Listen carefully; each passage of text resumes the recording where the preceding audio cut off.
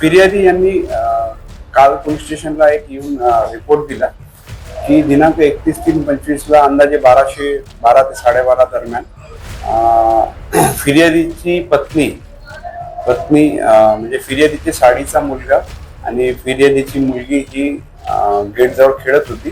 तर फिर्यादीच्या पत्नीने ती साडीच्या मुलाला गेट बंद करण्यास सांगितले असता फिर्यादीचा मुलगा गेट बंद करण्यास गेला. तर रेलिंगचे गेट होते आणि फिर्यादीच्या साडीच्या मुलाने ते गेट वय 10 वर्ष त्याने ते गेट बंद केले.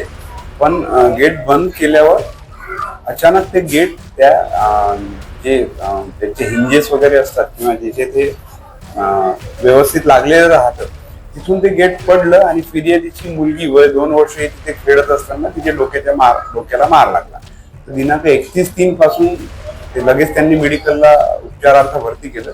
31/3 पासून ती मुलगी तिचे वय 2 वर्ष होते तिच्या डोक्याला मार लागल्यामुळे मेडिकलमध्ये उपचार सुरू होते. पण काल रात्री तिचा मृत्यू झालेला आहे. त्यामुळे काल रात्री फिर्यादीने पोलीस स्टेशनला येऊन रिपोर्ट दिल्याने सदरचा मर्ग चौकशी दाखल करण्यात आलेली आहे. पुढील तपास करीत आहे.